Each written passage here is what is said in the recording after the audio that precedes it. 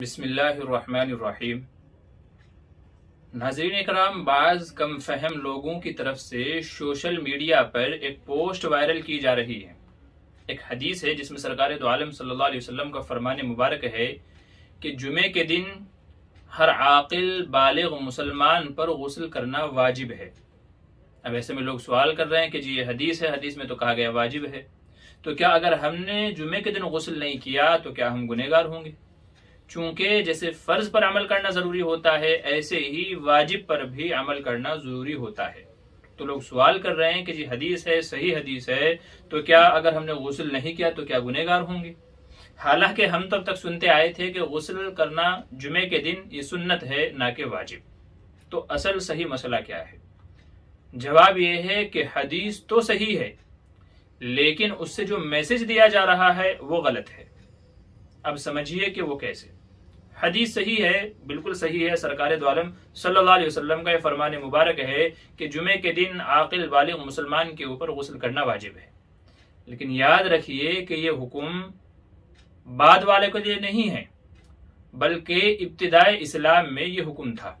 بعض روایات میں اس کی مزید وضاحت آئی ہے۔ اگر وہ کم فہم لوگ دوسری روایات کو بھی سمجھ لیتے، وہ بھی ان کے مطالعے اور علم میں ہوتی، تو شاید وہ اس سے جو ثابت کرنا چاہ رہے ہیں ان کو عقل آ جاتی۔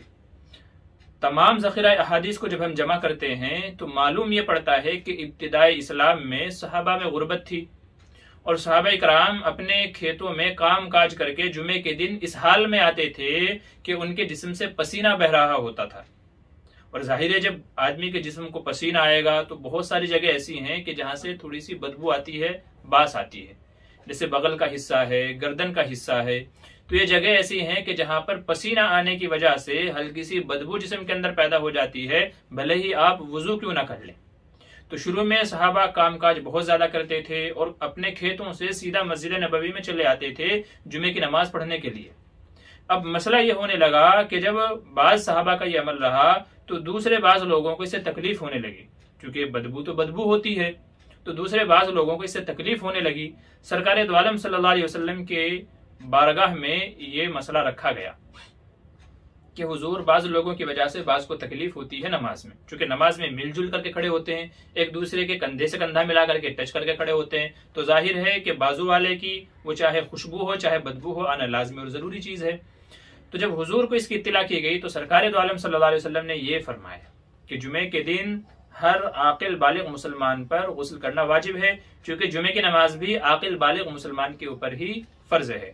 تو جو نماز کے لیے آئے تو وہ غسل کر کے آئے، اور فرمایا کہ کوئی اپنے بھائی کو تکلیف نہ دے۔ تو دوسرے بعض لوگوں کو تکلیف سے بچانے کے لیے ابتدائی اسلام میں سرکار دو عالم صلی اللہ علیہ وسلم نے یہ حکم فرمایا تھا تاکہ لوگ غسل کا اہتمام کریں، اور جب جمعے کے لیے آئیں تو غسل کر کے آئیں تاکہ بدبو وغیرہ پسینہ وغیرہ سب نہانے کی وجہ سے دھل جائے اچھے سے، اور بازو والے کو تکلیف نہ ہو پسینے کے بدبو کی وجہ سے۔ یہ اصل صورتحال ہے، اور یہ حدیث اس وقت کی ہے۔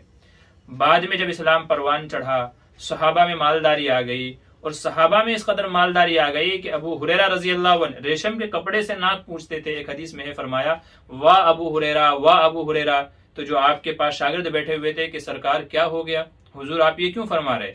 تو ابو ہریرہ رضی اللہ عنہ نے فرمایا کہ ایک وقت وہ تھا جب میں اتنا غریب تھا کہ بھوک کی حالت سے جب بھوک برداشت نہیں ہوتی تھی تو بے ہوش ہو کر کے گر جاتا تھا۔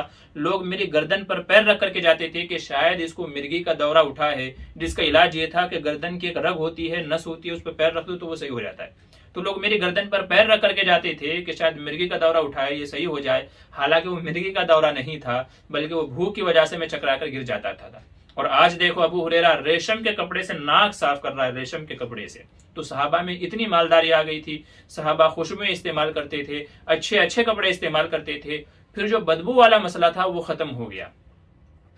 جب وہ مسئلہ ختم ہو گیا اور سرکار دو عالم صلی اللہ علیہ وسلم کے زمانے میں بہت ساری فتوحات ہوئی، مدنی زندگی میں بہت ساری فتوحات ہوئی، بہت سارا مال غنیمت آیا اور صحابہ مالدار ہونا شروع ہو گئے تھے، تو پھر حضور صلی اللہ علیہ وسلم نے اس عمل کو سنت قرار دیا گیا، اور جمہور اہل سنت والجماعت کا متفق علیہ مسئلہ ہے کہ اب جمعے کے دن غسل کرنا یہ محض سنت ہے، واجب نہیں ہے۔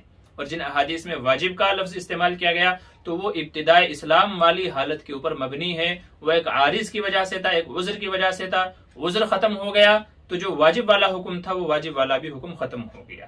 تو اب صحیح مسئلہ یہ ہے، جیسا کہ دوسری احادیث اس کی تائید کرتی ہیں، کہ غسل کے دن جمعے کے دن غسل کرنا صرف سنت کہلائے گا۔ جو غسل کرے گا اس کو ثواب ملے گا، جو غسل نہیں کرے گا تو بھی جائز ہے، اس کو کوئی گناہ نہیں ملے گا، اور نماز بھی اس کی درست ہو جائے گی۔ تو اصل صورتحال یہ ہے، یہ جب ہی معلوم ہو سکتی ہے جبکہ تمام حالات، تمام احادیث آدمی کے مطالعے میں ہوں، اور جس کے مطالعے میں نہیں ہے تو وہ بس ایک حدیث کو پکڑے گا اور اسی سے الٹی سیدھی باتیں ثابت کرنے کی کوشش کرے گا۔ تو اصل صورتحال یہ ہے۔ امید ہے بات آپ کو سمجھ میں آ گئی ہوگی۔ تو یہ تھا مسئلے کا خلاصہ۔ السلام علیکم ورحمۃ اللہ وبرکاتہ۔ حدیث مرسلہ ہو جا خدا کا ترجمہ ہو۔